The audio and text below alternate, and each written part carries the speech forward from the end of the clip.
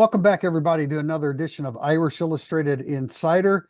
It's Monday, August 5th. We anticipate by the time that we're recording this that Notre Dame will have completed what we think is their fifth preseason practice. I'm Tim Priester with Tim O'Malley from Irish Illustrated. We're joined by John Bryce of Football Scoop and Irish Illustrated and Pete Sampson of The Athletic. Guys, since we had the last podcast, I believe we've spoken to a combination of 19 players and coaches. We're not going to be able to quote all of them here, but we're going to take segment one and see what you guys think of some of the comments that stood out to you from the coaching staff, particularly the coordinators, and then, I don't know, probably 15 players that we spoke to last week. Well, the guys I'm really interested in running backs and linebackers. We haven't spoken to Bully yet, but we did talk to Deland McCullough. I just find it interesting that like the jobs they're looking to replace were both Audric Estime and Jabron Payne last year. You know you're losing Estime. You didn't know you're going to lose Payne. Payne was he got replaced by Estime most of these, but Payne was the short yardage back. Then it was Estime. Payne was the third and long back. He kept that job, and Payne was the 2-minute back. And I think he probably still would have been as the season progressed, but they had to get Estime in there as well. So there's the 2-minute back. You figure you're going to find something in Jeremiah Love there. There is pass protection involved when people hear 2-minute back.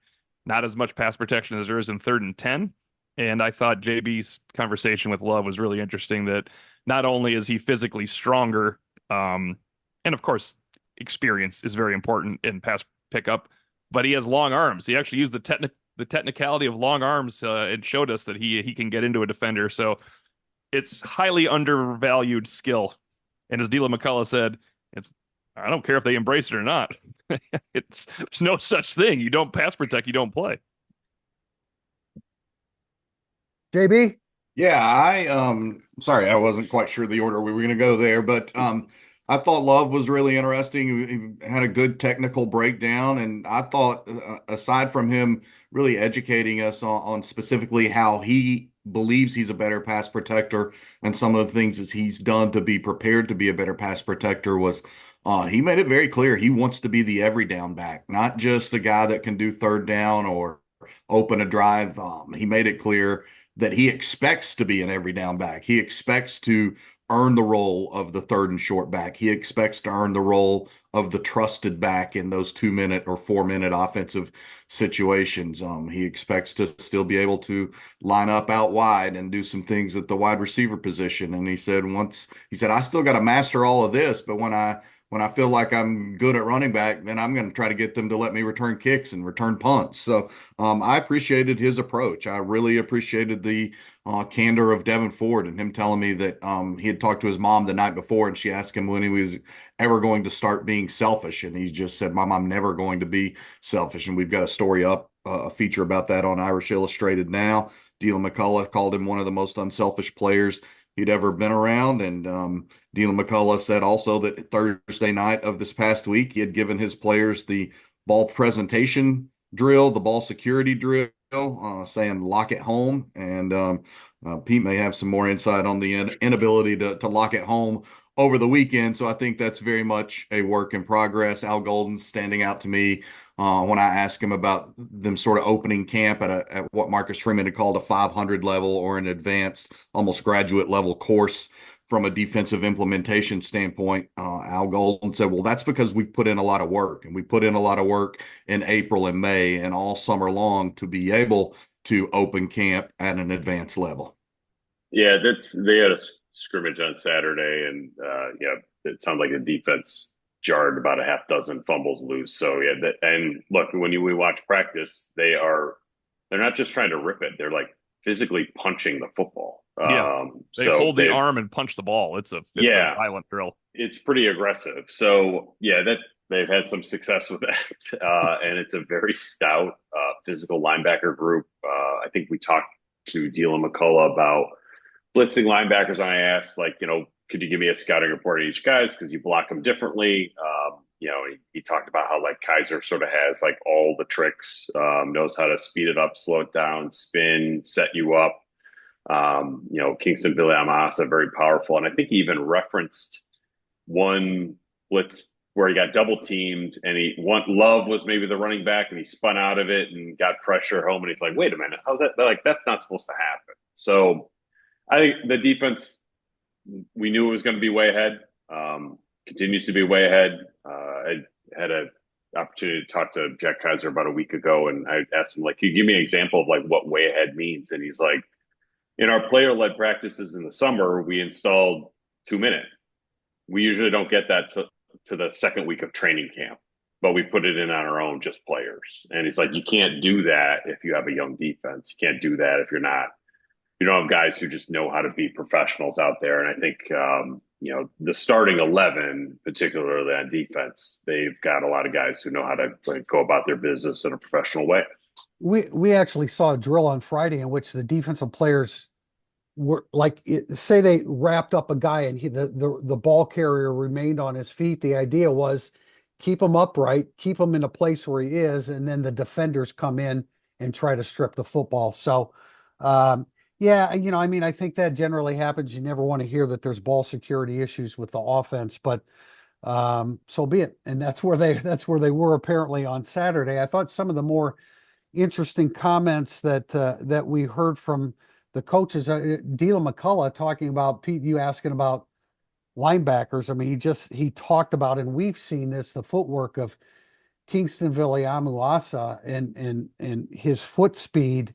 And he's really, really difficult to block when they blitz him. The few times that we've been into practice, we have seen Al Golden sending KVA on blitzes. So maybe we're tipping the hand for opponents, but they're quickly going to find out that when KVA is in the game, he's a guy that there's a blitz opportunity. I thought it was interesting that Mike Denbrock talked about, he's talking about the offense and it's the first time through. And he said the offense isn't going to be a polished piece of glass at A&M. Apparently they weren't a polished piece of glass on Saturday either. But, and that is just when we talk about experience and inexperience on this team, the experience is on the defensive side of the ball. The inexperience to a great proportion is on the offensive side of the ball. So, I don't know that he was necessarily warning us that, hey, it's not going to be really sharp. But the fact of the matter is Texas A&M has a really, really good defensive front going against an inexperienced Notre Dame offensive line. So that's why we continue to say, as we evaluate this game, and Texas A&M has their offensive line issues or concerns as well, this looks like a low-scoring game as we start to talk about an actual opponent coming up here in 26 days. Yeah, I think that's the experience is relevant, is offensive line and then the running backs behind them in that situation. We love the running backs. They're going to be good, but this is a tough situation you're going into. So pass protection with running backs, an offensive line. I mean, they're never going to have it's the most experienced receiver core in the history of Notre Dame football, but 3 of the guys were at a different school and it's a new offensive coordinator. Like, the inexperience is new quarterback, new system, 3 major new receivers to go with the 4 other receivers. It's the new system you say it's the problem. It's the problem for now because that's what you're trying to install. It's new stuff. And Denbrock is a demanding offensive coordinator. I guess he wasn't technically the offensive coordinator the last time he was here because along with Mike Sanford, he probably did not have this voice. I mean, it has not been acceptable when we walk by his field. He's kind of pointed that out. It's like, look, there's a standard to practice to, and they weren't reaching it. I bet they reach it soon because they got to be hearing about it a lot. You saw them coasting. It seems small because it's a skeleton drill. It's not even a skeleton drill. It's the tempo drill where they run out there. And a guy would catch the ball at the 2-yard line and turn it into the end zone and slow down. And it kept happening. And he kept correcting people like, why in the world are you slowing down in this drill running into the end zone? Who slows down in the end zone? On day one. On day one. Yeah. So I know that you assume that's getting better as they progress. Yeah. There was excuse me, John, but there was an interpretation out there amongst the media that the first day of practice was somehow sluggish. And I guess what you're saying, Tim, speaks to that to some degree. I didn't interpret that first day as I didn't either, but sluggish per se. It was 90 yeah. It was 90 and humid. I mean, they're not yeah, I mean, they're not going to be chanting cheers like a softball dugout. I think I used that once before already, but yeah, I mean, yeah, I don't understand why that would have happened the first day, but I don't think that there's really any real concern about the focus of this football team as they move forward. JB, I'm sorry. No, and I think with Denbrock, it's still further establishing his standard. Let's remember that Riley Leonard missed essentially the entire spring camp. So this is his first full camp experience under Mike Denbrock, and Mike Denbrock is setting the standard for this moment and for this season, but also for moments and seasons to come. And yeah, on pass Skelly, even when they're getting to the end zone and it's the last throw into the end zone and they're capping it off and getting ready for the next wave of offensive players, Denbrock is screaming at the offensive linemen. So is Joe Rudolph to get their butts trotted into the end zone. There's no loafing. They want everything done with a sense of urgency and with a sense of expediency. And so I didn't think intensity was bad the other day. I thought, you had some heat, you had some first day miscues, but also you saw Notre Dame able to have the depth and the staff size to split them up in two spot, as Marcus Freeman called it, and got simultaneous reps on both fields. And that's why I think maybe you didn't have players, as Matt Freeman made the point, you didn't have players lined up and down the sidelines hooping and hollering every time a big play did happen because everybody was spread out getting work in. Yeah, there's that, but we didn't see some guys in that big practice because they were on the other field. And I mean, the third teamers and scout teamers left for the other field. We were getting questions about how CJ Carr looks, and I mean, he wasn't working with the top guys. Yeah, Deion Colsey was down on the other field, so I don't know what Deion Colsey did. Right. Couple of things that Mike Denbrock said that I thought were interesting. He called Leonard highly competitive, and his self-reflection when something doesn't go well. He's extremely competitive. He gets upset with himself a little bit. I think that's something that Denbrock liked. He said, as he was looking at the receivers, you start saying in your mind as a coordinator, okay, that guy can help us, that guy can help us, that guy can help us. Well, suddenly he's worked his way down the whole line of players thinking, we got a whole bunch of wide receivers here that can play. So that's been good. Again, he talks about, not being pigeonholed by a position, but understanding, receiver concepts so that you can move around and not get pigeonholed into a certain position. That's the old BK. That's the old BK teachings, actually. Right. And then when he was asked about, progress, and he said the wide receiver room and the offensive line room definitely have made the most progress in the shortest period of time, which is what you wanted to hear, because those are the ones that had the most progress to make. I thought it was interesting. He brought up, somebody asked about taking the top off the defense and referenced Will Fuller and Kevin Stefferson, which I love that Stefferson comes up next to Will Fuller's name. It's only in the Notre Dame media. Hey, I'm with you too. I'm the number one Stefferson backer, but the reporter mentioned Will Fuller and Kevin Stefferson. And eventually Denbrock changed it to Will Fuller and TJ Jones, which I thought was funny. It's like, hey, there's a little better guy than Kevin Stefferson. But he said, we hope Chris Mitchell can get there. And the next name he mentioned was KK Smith. And I only bring that, it's probably because of his speed and playing that position, but like, I view him as 8th or 9th, and no one's saying, like, but we all think Micah Gilbert's the 7th guy pushing, right? Yeah. It's just hard. He's a freshman, and there's the 6 obvious ones: Micah Gilbert, KK Smith, and Colsey. And then you got Saldate and Cam Williams, true freshman. KK Smith has come up a couple times now. And that was specifically, he was asked about speed guys. Yeah. And he said Mitchell and KK Smith. And I don't believe he mentioned Harrison, which we all know is certainly in that class. And I wonder if it's because he was playing the field spot. Well, I think it has a lot to do with it. I'm going to save my comments on that for a second segment when there's a question about him. But Pete Sampson, some other comments along the way. I was just going to mention Jaden Harrison. Like, I'd never talked to him before. I don't think I got with him earlier in the year. I mean, fine interview, but physically, incredibly well put together. Yeah, he's put together. So I get where all the explosive movement in the slot comes from, is because the dude's been in a weight room. I'm probably, of the guys whose impression has changed the most for me, like a reporter, Jaden Harrison would be high in the list of when they got him, I'm like, yeah, okay, yeah. And then you watch him in practice, you're like, oh, okay. And then you just sort of see him, physically, you're like, okay, I don't know what they were doing at Marshall. Because he will help Notre Dame in some way if he is. And I think O'Malley, you've made this point. Like this could be a season where 5 different receivers lead that position and catches in a game. I think he will at some game he will have a game like Yeah. that where he's He, incredibly productive and hard to match up with.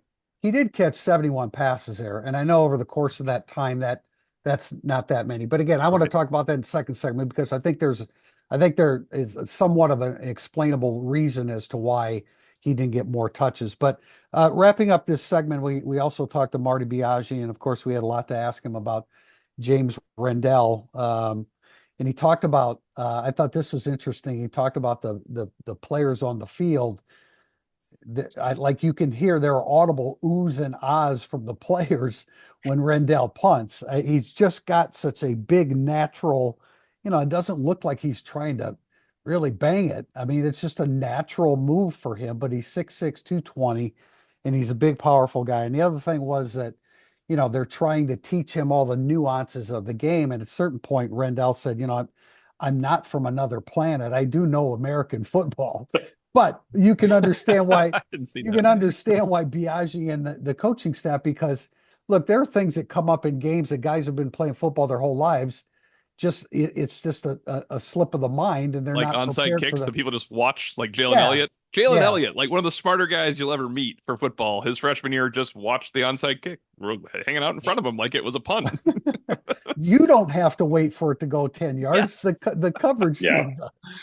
Well, and real quickly, I would note that this summer, as part of Rendell's sort of onboarding process, Notre Dame put him through like a football 101. Basically, they had him watching games and studying football games, American football games, so that he would be more well versed in it. And obviously, that's not something you necessarily think is going to happen when you bring a 24-year-old guy into your program, but they did. They wanted to make sure he was educated as much as possible into the American sport, and so they gave him a football 101 class.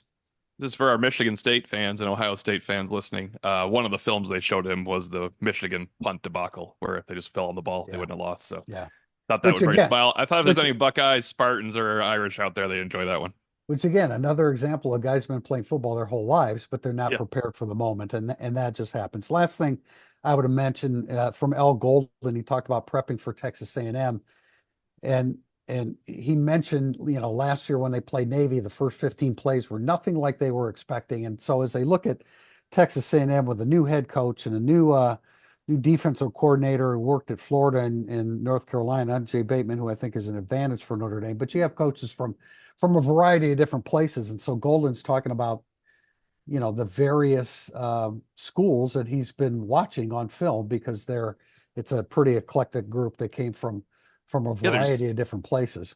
Duke, Alabama, and Oklahoma State Kansas Kansas State in the State. offense. In Yeah, the offense especially. already. That's Offensive coordinator, of course, from Kansas State. So some interesting comments, and I will suggest to our Irish Illustrated subscribers and readers that we'll have a So They Say segment where we quote players. We generally quote players talking about other players or coaches talking about players.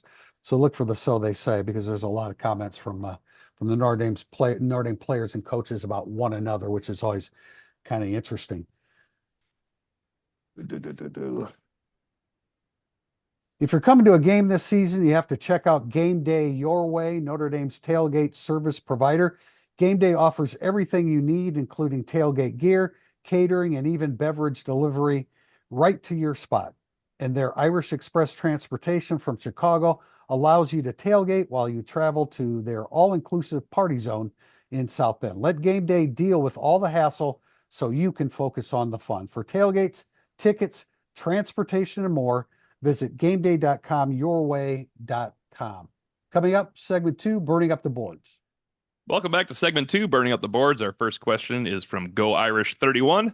The Notre Dame running back room is incredibly solid and will be a force. However, I'm a little concerned about pass protection. Which running backs have shown positive steps in that regard? And what does the group as a whole need to do to continue to develop their pass pro skills? We talked about it a little bit with Jeremiah Love, which is ideal if Jeremiah Love is the guy, because he could be on the field a lot anyway. But what are your guys' thoughts on some of the people you've talked to in this regard? First of all, I want to say when I read this question, I thought of you, Pete Sampson, because to me it reminds me of when I said in our last podcast that we were talking about issues for Notre Dame, and I brought up the number 4 corner. Now, I realize it's not a apples to apples comparison because pass protection by the running backs is very important, but Yeah. it just goes to show you how we're thinking about this football team because they can run it. Pass protection obviously is very important. And to echo what you guys said in segment one, Jeremiah Love believes that, hey, that's going to be my role. We know that Devin Ford is the best at it. He proved that. You can't just put Devin Ford in and always have him pass block because opponents are going to know that. But it's still a concern. It's obviously something that Dylan McCullough will drill down on over and over again. I wouldn't be overly concerned at this stage of the process about Notre Dame's pass protection from the running backs. Jeremiah Love's a player, and he'll find a way to be productive at it. Devin Ford is a guy that can do it well, and they've got a couple of pretty strong freshman running backs. I know it's all about technique, but physically, I think they're both ready to take on pass rushers. And I think they're seeing more and more of Aeneas Williams' physicality and talking to some people over the course of the weekend and after the opening few days of camp. So they like what he presents to them long term. I don't think it's out of the realm that he could potentially emerge into some sort of role in that regard, just a little bit ahead of Kedron Young because Kedron was injured. And then, yeah, I think, again, following up on what we said in the first segment, Jeremiah Love is intent on winning the pass pro duties. And when you have that kind of mindset, it's going to give you a chance to be successful. And I think just listening to him talk about how much it means to him, about how much he studied it, about why he believes he can be a very good pass blocker, not just effective or get the job done. He thinks he can be very good. And he feels incredibly stronger, both in upper body and specifically mentioning strength in his quads that he singled out would help him be a better pass protector. Yeah, it wouldn't be high on my list of concerns. Like pass pro is on my list of concerns, but not pass pro by the running backs. Pass pro it's such a collective effort. I think the tight ends are going to be called on probably a lot. Running backs will be part of that too. But I with Dylan McCullough coaching that position, I really don't have concerns about them being ready to go for Texas A&M. This was my line of questioning with him. And he's like, yeah, that's the right spot. That's the biggest spot to address. His first thought was when Jabron went down, he's a true situational master. He's exceptional in those roles. I immediately thought of Devin Ford. He said, and this kind of gives it away, JD is a guy who's continuing to develop that. You know what that means in coach speak, that he's not there for that yet. And then he talked all about Aeneas Williams and how, as JB said, he is going to be the guy in the future. But then he had his best line of the day, and Dylan has a lot of them. I mean, it wouldn't be smart to drop any of those really young guys into College Station against Mike Elko. You got to be smart. You can't commit coaching malpractice. You know what I mean? So you will see Devin Ford and Jeremiah Love in College Station. But as Priester said, Aeneas can grow into the role and someone else can grow into the role. Very doubtful. Pass protection for running backs is obviously technique is involved, but it's largely mentality and confidence in the ability to, put body on body and do your job in that situation. So, Dylan McCullough will tend to that. I don't think I agree with you, Pete Sampson, that it's those DNs coming off the edge against the tackles. That's a little bit, that's more on the front burner at this point of the conversation. Question from ND1012. What's your take on the strength and conditioning under Lauren Lando so far with the players? I've asked several of those players about it, and I particularly enjoyed asking Devin Ford and Jaden Harrison about it the last time we were on campus, because both those guys have spent multiple seasons in another college strength and conditioning program. Jaden Harrison was pretty emphatic that he's never had a program that he felt was as effective as this summer under Lauren Lando, and said that he felt by far and away more explosive in virtually every category. He said, I'm faster, I'm jumping higher, I'm stronger. And Devin Ford said a lot of the same things, that there's an intentionality about it. I can't remember which player it was told me, but he said they're almost incorporating football movements into their weightlifting. So everything is done with a purpose and a scientific background to it. And again, we've never, ever heard anybody say, man, we had a crap summer workout session. Nobody has ever said that. But these guys have been very specific in stating why they believe this is their best summer workout session. And so I think we're starting to see glimpses of that. We haven't seen very much practice to fully bear that out, but we all noted Jeremiah Love looks absolutely stronger and is stronger. Jaden Harrison, as Pete Sampson alluded to in the first segment, looks like he's chiseled out of granite. So these guys look really, really good. So I would have to say in that regard that strength and conditioning is good. And we haven't seen anybody get their butts thrown off the practice field like we did a couple of times early in Marcus Freeman's first year. Yeah, I think so far so good. I talked to Keaton Young a little bit about that because he had a hamstring injury in spring, and it's like, look, this came down to I was too big. I felt like I was good, but then you have the hamstring pull, miss all of spring. Like, we got to rethink some things. I think he said he got into like the 230 range. Pete, he said, fun fact, I gained 20 pounds when I got here. Yeah, That's nuts. Yeah, that was like not quite understanding the nutritional element. Which like he's sort of come around on quite a bit. But yeah, I think it's a different program for different guys. Lauren Landau would talk about like sort of training age. Some of these guys have not been training at a high level for very long. Some people show up and they've had a couple years in high school. So, how he trains Riley Mills, Jack Kaiser, Riley Leonard is a lot different than what you're doing with Keaton Young and Aeneas Williams and any name a young offensive lineman. So it's so far so good. I'm sure they will have some injuries just like everybody else, but from the veteran side of things, I think that's probably where it will click the most, is like the older guys sort of finding this like last level before they head on to the NFL. I mean, Tim, did you think Bernaglia and Anastasio look good like they do every summer on Irish Illustrated?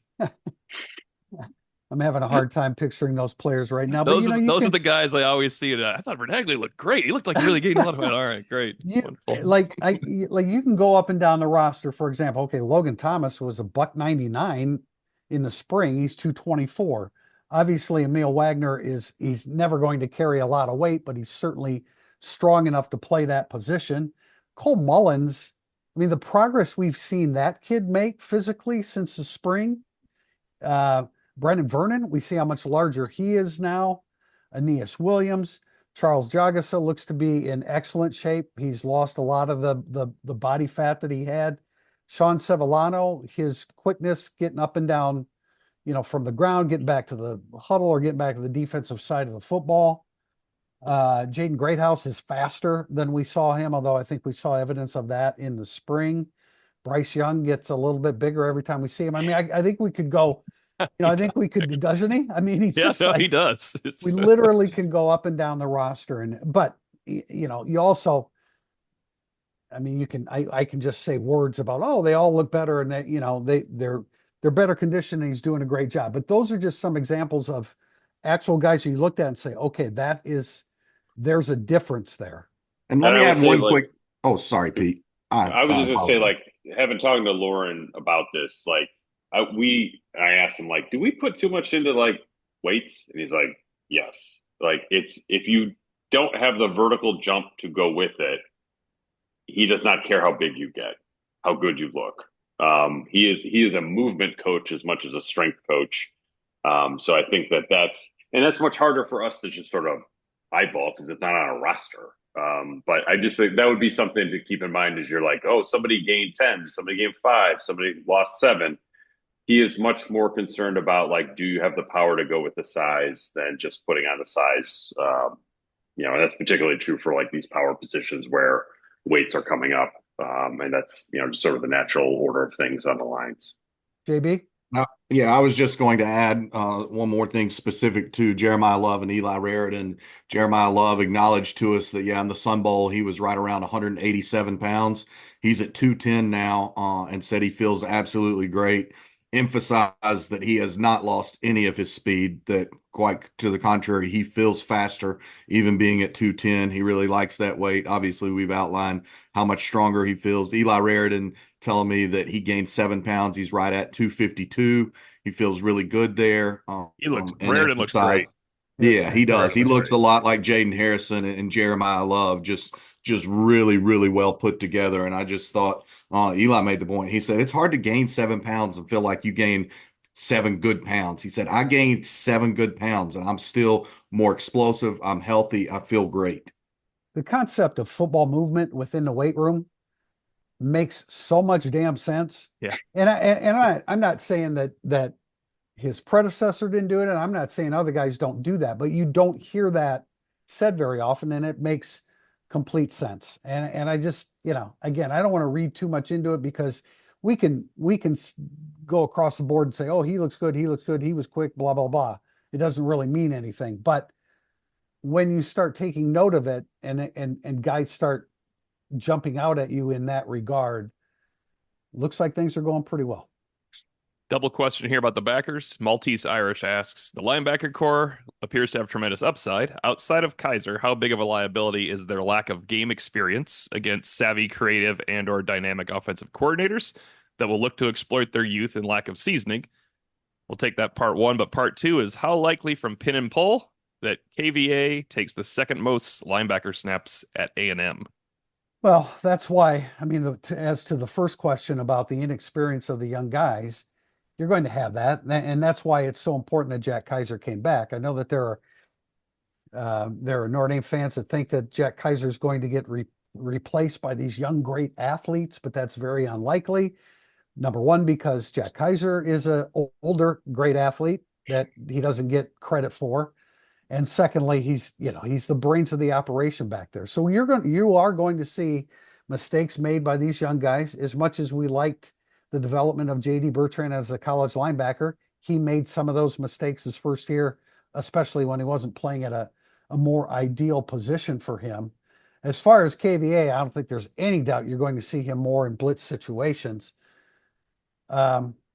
Yeah, if you guys had to say now, who gets the second most snaps at Texas A&M? Because I will say KVA for Louisville. I'll say KVA by the time Louisville comes around.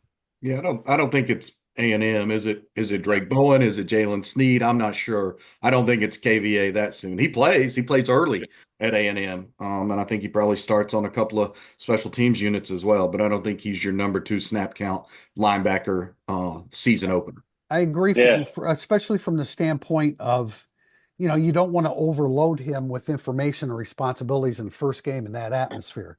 So you say, look, in this situation, we want to use you. In that situation, we think you can help us and we can accentuate a few things. I don't care how good he is as a true freshman. As Dylan McCullough was talking about the freshman running backs, you need to be smart. Now, if you put him in a couple situations and he handles them perfectly, okay, then maybe you can expand his role a little bit in that first game. But I agree, it's probably, I don't know who the second guy is because that's what I mean. I'm going to say Snead, I guess, but I don't. Yeah, probably Snead because he has the most experience. But I still want to see Drake Bowen make a play. Though in these practices, you have no opportunity to, right? Well, no, I mean, yes. There's no running back and no linebacker plays being made, really. It's tough. Was there a play that stood out to you in the spring game?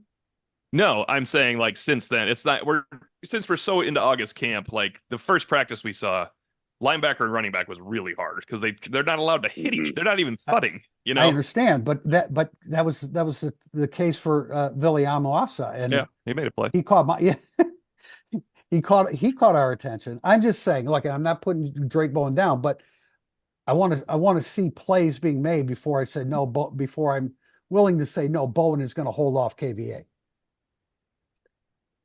They're both going to play a lot.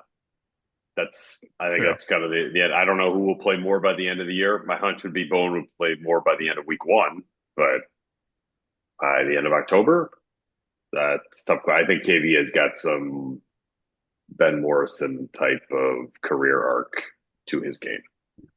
Next from David Lopez 5. We have heard intriguing things about Sullivan Absher early in camp. Notably, at Irish Illustrated Insider, I would like to interject. Last year, it seems we heard more good things about his classmate, Sam Pendleton. How has Pendleton looked this August? It's kind of difficult to evaluate Pendleton once you see him make a bad long snap. We saw that at the end of spring. I think they like Pendleton. They liked him at guard. They liked his physicality, and they looked at him as definitely a guy of the future. I don't think any of that has changed.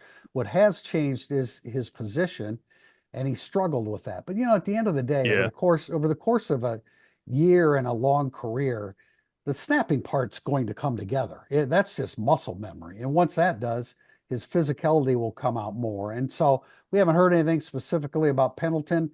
Like most cases with long snappers, or most centers are long snappers now in the offense. The only time you really stand out is when you make a bad snap, and he's made a few of them. But I think they still really like Sam Pendleton. Yeah, I think that if they had an injury to Ashton Craig next week, I don't think they would just go with Pendleton. I think they would. My hunch is they would like try Coogan or something, like try to start to stay old up front. I've only watched Pendleton a little bit. I think a couple times he got matched up against Howard Cross. Tough stuff. Yeah, tough deal there. So I think he's one for the future in 25, 26, I would think. Yeah, they like him long term, but they want to continue to develop him, and they want to continue to like developing him and not have to play him out of a sense of urgency. So I don't think they're remotely down on him, and I think we talked to Joe Rudolph in the coming 7 or 8 days, and we'll get a better idea at that point in time. But I haven't had anyone indicate to me that they're down on him. It's just he needs to grow. He needs to develop, and I mean grow mentally in the game and comfort of the game. Physically, they continue to really like him, especially they like the way that he plays with a really nasty disposition that they like and feel like is tailor-made for the offensive line, particularly along the interior. Tim, I'm going to jump ahead here Go ahead. because the stock up, stock down is a great question, but I think we might walk all over it with this summer enrollee thing. Two-parter, Denver Maximus. With Rod Hurd potentially being able to help with a nickel and a Don Schuler turning heads and ascending, is there more comfort in the depth of the defensive backfield? But also from Denver Maximus, and this is one that's stock up, stock down, which summer enrollee has made the biggest impression after not going through spring? Go ahead, It's guys. a terrible day for a stock up, stock down question. That's all I'm going to say. I mean, Rod Hurd, I just haven't seen Rod Hurd do anything yet. No, and That's we saw Don Schuler do things in the spring, and I was a bit surprised to hear the talk about, well, from Marcus Freeman. It was about. I mean, it sounded like they hadn't. We have assumed, of course, that Rod Hurd II, you bring in a veteran player from Northwestern, that he's the starter, and I'm sure I would imagine that he will be. But the way Marcus Freeman made it sound, he quickly pointed out that Don Schuler got first team reps on the first day, and they'll decide who the starter is. I would imagine it's Hurd, but I think Don Schuler is on a real fast track. There's no doubt he's going to play, and he's going to play a lot. And we've seen him already make a play in camp. In our limited exposure, we've already seen Don Schuler show up and make a couple of big plays. I think they're encouraged by the continued development of Luke Talich. He's obviously, as well chronicled, a coach's son. He's got great football IQ. He's getting more and more comfortable in what they're asking him to do. So, yeah, I think there's growing confidence and belief in the secondary being more than just the starters, and some quality depth emerging beyond that, especially at the safety position.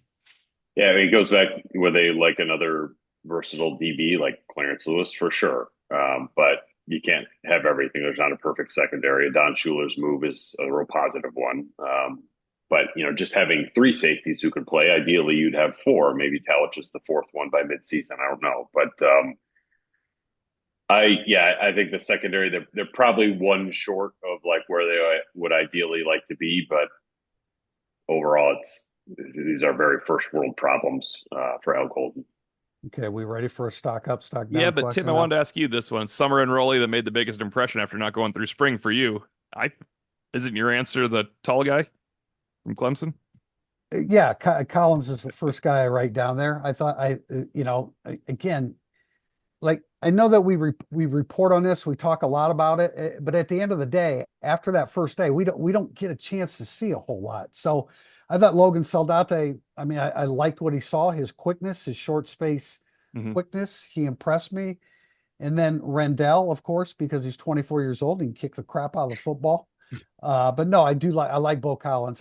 We saw some more video of him, quick twitch. I'm not sure that he's the sharpest, that he runs the sharpest routes. He mentioned that's what he's working on in Yeah, before he got here. That was what Mike Brown and Mike Denbrock kind of had for him, was working on perfection of in his routes. they're a little rounded at times. You see that, but as far as the late arrivals within the freshman class, nothing in particular like, oh, he's a playmaker or this or that. But Tabron Benny Powell is a guy, I like his length. I think he's got a really nice length for the safety position. I like the way he moves. I don't know how long it's going to be because he's in the 170s. He's in the mid 170s, but I think long term there's a body, there's a frame there and a level of athleticism that maybe they can get some real quality football off. How about you guys? As far as I mean, guys that summer arrivals.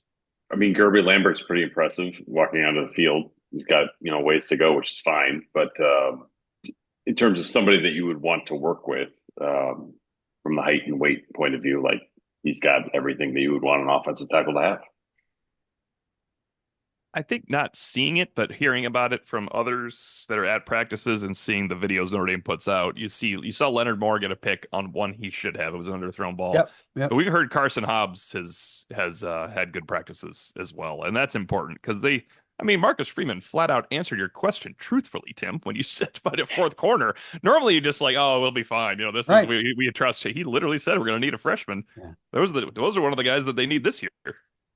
Yeah, I thought that obviously we've seen Saldate and he's flashed, and there's a lot of encouragement there. He's just a slot receiver, and they're suddenly have an embarrassment of riches at the slot spot right now. Gerby Lambert is, as we've alluded to, he's really pretty. He's a specimen, and he looks like not just a future starter, but he looks like a future elite player on the offensive line. Then the other one for me would absolutely be James Rendell. You think he's going to be good. You know that Notre Dame did its due diligence and didn't send Marty Biaggi halfway around the world to meet with him in Australia because they thought they were wasting their time. But Marcus Freeman, that's another one.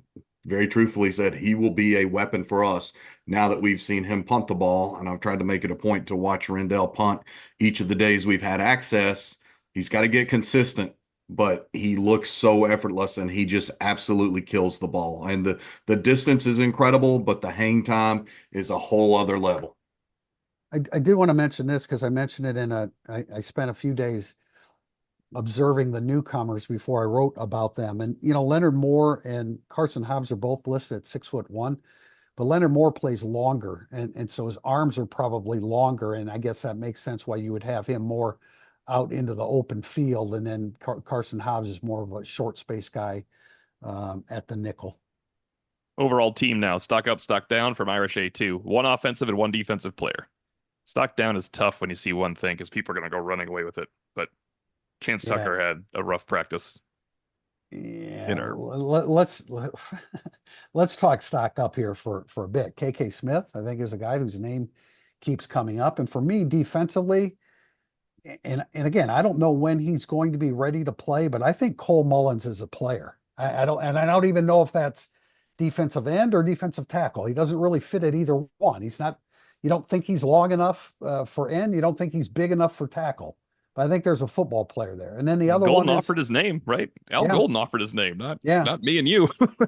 And then there's Armel Mukam, who again just is really, really physically striking in the middle of that defensive line.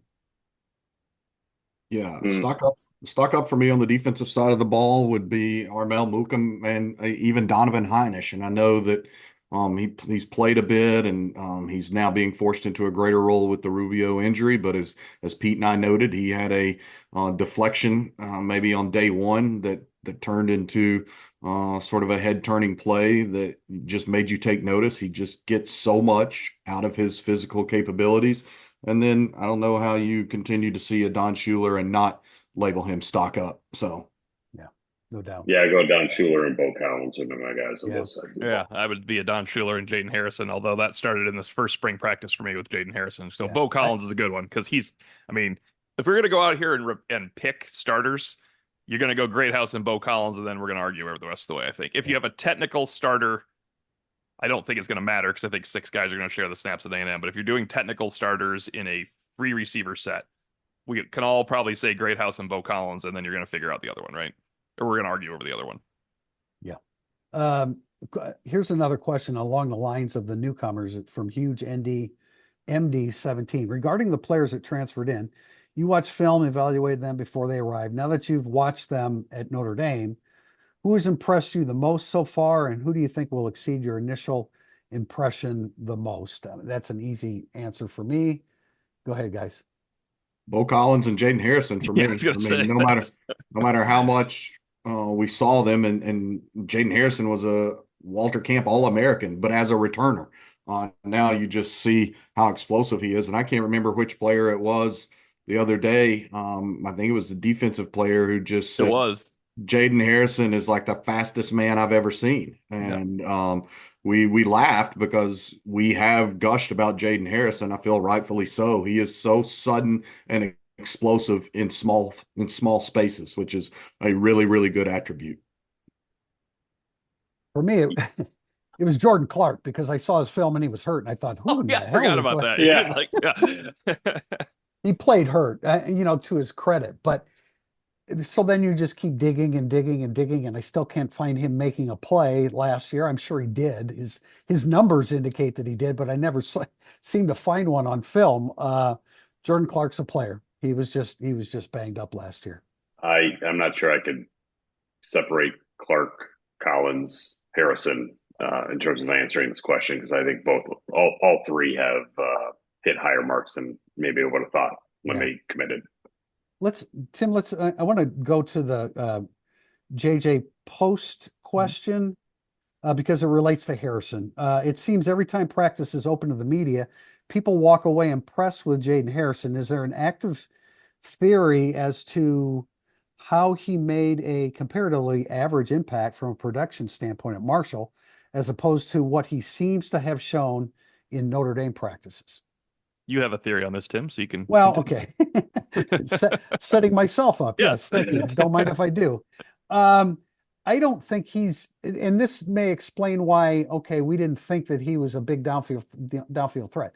I think when Mike Denbrock is looking at this receiving core, he's not necessarily looking at taking advantage of Harrison's speed downfield, intricate pass routes. I think he's got other guys to do that, namely Chris Mitchell with a guy with speed. I think Harrison's going to be a guy that you do jet sweeps with, you throw quick outs to, you just get the football in his hands in short space and let him do what he does, working his way up the field. So that may have been why, like when we asked Denbrock about speed at receiver, he was thinking more downfield routes as opposed to how he wants to get Harrison the football a little bit closer to the line of scrimmage and then let him do what he really does well, and that is avoid people in short space. Does that make sense? I mean, I don't know if that's accurate, but that's kind of the way that I've seen it all evolve. Yeah, I think he's a perfect slot receiver or punt returner. Like his skill, like his skill set I think he could be a good punt returner. He said he doesn't want to do it though. Okay, well asked then him about that. Yeah, then fine, don't. Yeah.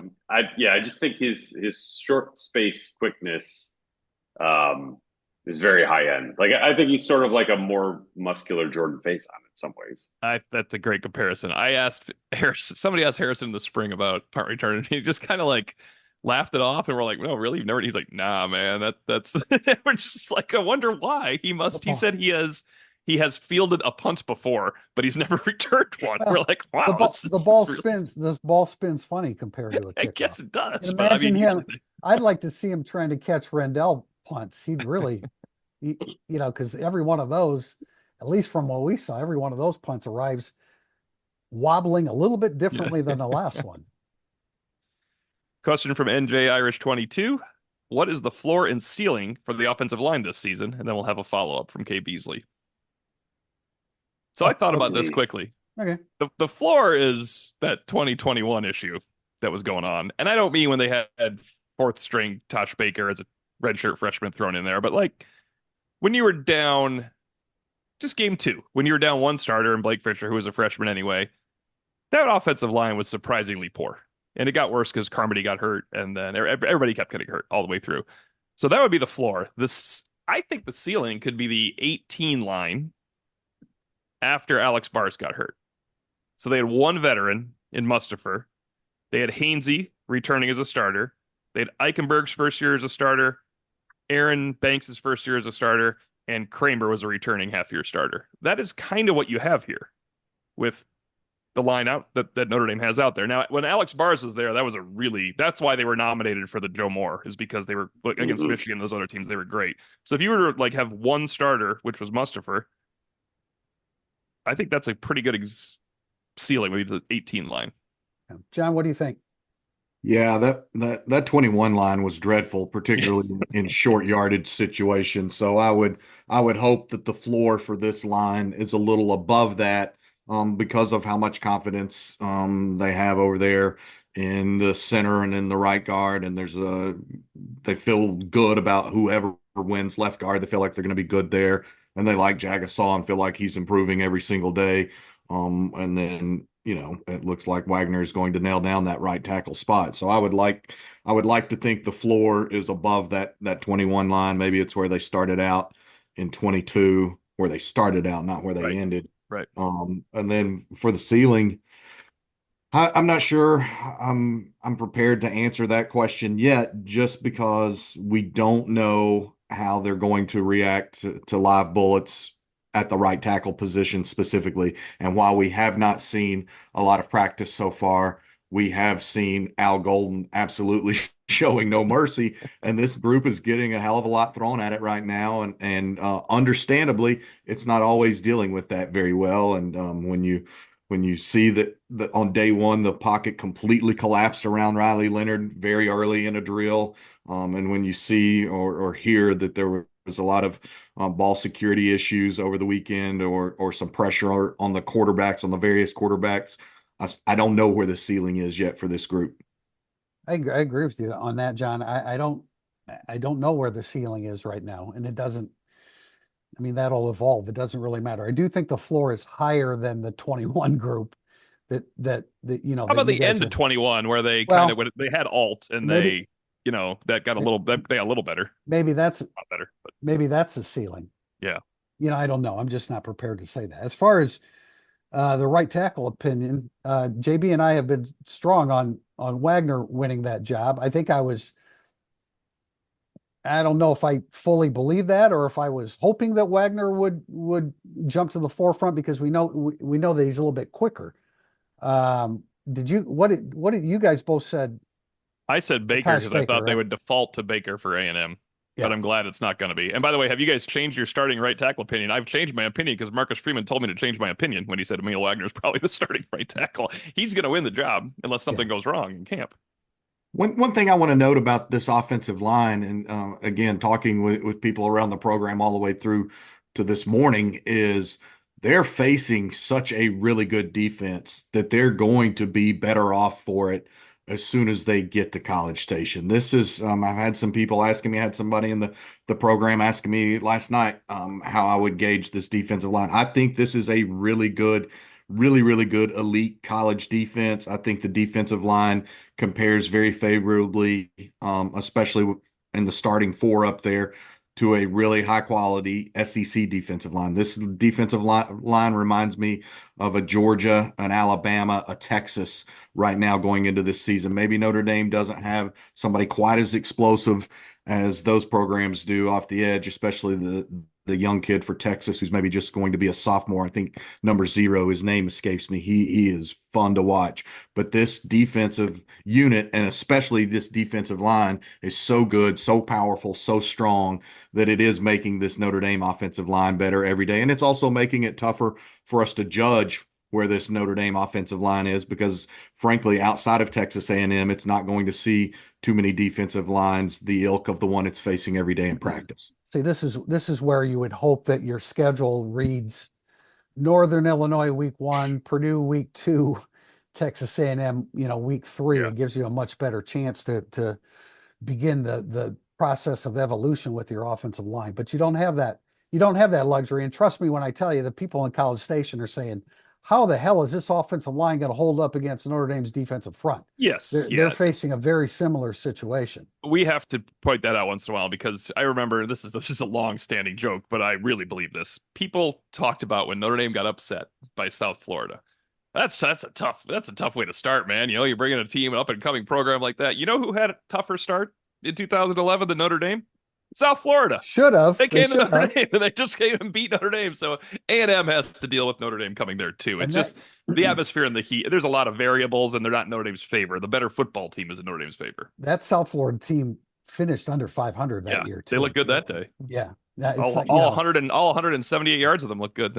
At least Marshall went 9-4 a couple of years ago when they beat Notre Dame. All right, I hope you guys did your homework because we're going to finish up with a question from JJ Allwine. Olympic theme question: what Irish player would win the gold in the following events? Let's start with the 100-meter dash. Cam Williams, isn't it? Maybe, I guess. Isn't he the sprinter? Isn't he a sprinter? We've heard about. He was a sprinter in high school. Yep. Yeah. Well, who are your other choices for the fastest guy? That's what we're saying here. Jaden Harrison and Jeremiah Love, I think, would be in there. Oh, Jeremiah Love. Yeah, Jeremiah Love is the pick. Yeah. So I'd throw Mitchell's name in there, although Chris Mitchell, although I don't know. Again, have we seen a bunch of that? I'm not sure that we've seen a bunch of that, but I'm sure it's there. Okay, the second event is the shot put. I mean, I'm going Spiller or Schroth, right? I was going Sam Pendleton. I got Sam Pendleton vibes on the shot put. Pendleton, nice. All right. Didn't Wagner or Gerby Lambert or both do shot put in high school? I'm going with the guy on the team that has the experience in the event. So that's my pick. I'll go. I went with. I'm not sure of that, JB, and you're probably right. I'll go with the guys that I think look the part, and that would be, well, I'm not sure. Riley Mills. I mean, Riley Mills is. Oh yeah, really the extension together on the ball on the Spindler came to mind. Mookum came to mind. Peter Jones is really put together well for a freshman. Also, that is the first utterance of Peter Jones on an Irish Illustrated Insider podcast. It may be a while because I think he's down the list there a little bit. But as I was going through my list, I thought Peter Jones. We saw that in the spring. Dude's he's a rock. Yeah. Who else we got? We got that one. Okay, moving on to wrestling. Wrestling. Jackson, state champ. I'm going Riley Mills. Like I get Brock Lesnar vibes from Riley Mills. Oh, you're more of a WWE wrestling. That type of wrestling. I was thinking more like Roman Greco. No, I was thinking that Lesnar was an NCAA champion before he ever went pro. He was. Isn't Jagasa state champion? Yeah, I think Jagasa actually would smoke Riley Mills. Yeah. Okay, you guys are all thinking heavyweights. I'm thinking. I don't know what category a Don Schuler would be. What are you doing? No, Schuler. I mean, Schuler's put together a lower weight class. Jason Onye is 6'5", 290. Yeah, he doesn't look 290. He wears that well. Oh man, he looks. When you talk about, I didn't even mention him. We were talking about Lauren Lando, and I mean, that guy looks fantastic too. Although I guess he did last year going into the season as well. Aeneas Williams for a weight Williams, class. Absolutely. Samson and I have an answer for the golf question because we were there when we were there. Why don't you tell that story? Because I actually wrote a feature on him, but I did not include the golf stuff since that was your question. So the winner here would be Mitch Jeter. Right. Over the summer, he was playing at Warren with a couple, like a donor and his buddy, and then Mike Golick Sr. And Jeter was playing so well that one of the donors was like, "Are you on a team?" And he's like, "Yeah." And he's like, "Well, congrats on the season." He's like, "What are you talking about?" He's like, "You guys made it to regionals this year." And he's like, "No, I'm on the football team, not the golf team." Oh. So he's that good of a golfer that somebody would confuse him for a collegiate golfer at Notre Dame. He was a high school champion golfer, and he said that when he plays Warren, he only takes the driver out 4 times, to which I replied, "That must be nice." Yeah. I don't know if Riley, well, Yeah, remember Riley Pete? Leonard's good. Yeah, Pete, Yeah. he said he Yeah, his golfs with dad Riley runs golf Leonard. courses. Yeah, he's good too. Yeah. I'm going to go with Mitch Jeter. What isn't, Apparently, he is just like automatic. what sport is Riley Leonard not good at? I was gonna Because say that why is there not he a won the, basketball 3-on-3 well, basketball? but I'm throwing that on there because our interns ran Tom the intern ran the slam dunk contest with video of Notre Dame players from their high school days, and Riley Leonard won that too. He actually beat Deuce Knight. Did he beat Deuce Knight? Okay, He- sorry. There was... Oh, so they got Deuce Knight. Good. That's good. Yeah. So Deuce. How about Yeah. how about gymnastics? Well, apparently Riley Leonard good at everything else. Well, maybe. I didn't have an I answer thought- on this one. I thought of Faison just because Faison can Call it the probably phase play on. any Actually, sport, it's funny too. you'd say that because I thought of Matt Jeffrey, who apparently is good at absolutely every sport in the world. Apparently, I'm going with Bo Collins because I was told that when they had their end of summer camp testing, that Bo Collins dominated every event, whether it was vertical jump or the sprints or the 20-yard stuff or whatever. I was told that Bo Collins basically swept all the events. And so if you're that good of an all-around athlete, I'm going Bo Collins. If you need somebody on the bench, I would probably pick Jaden Harrison. So we're talking about Clemson's strength and conditioning program apparently here now, huh? That's where Bo Collins came from. All right. They do Also, okay down there. also included in the question from JJ Elwine was rugby, but he said it's not fair to pick James Yeah. Rendell. Who would you think would be a quality rugby? I gave this a little bit more thought than I think you guys Mitchell did. Evans. Mitchell Evans. He's Mitchell Palooza. Oh, yeah, we got Mitchell Palooza. He that's played high interesting. school quarterback. He's comfortable toting the rock. I'm going Mitchell Evans all the way. JD Price. I took Tui Alamaka because he seems to like if you told me that he played rugby, I would say, oh yeah, I'm sure he did. Or did he? Maybe it's because he played rugby. I don't know. Faison. He can do everything. Just do Faison. Yeah. Keep rolling with him. All right, we're going to wrap up there. We do not have a fine point put on the next time that we're going to have an Irish Illustrated Insider. We anticipate it being later this week, but we will let our subscribers and we'll let know our followers on X when exactly we'll be doing that. But it's that time of year where we're going to start ramping up our podcast game. And until next time, I'm Tim Priester with Tim O'Malley, John Bryce, Pete Sampson. This has been Irish Illustrated Insider.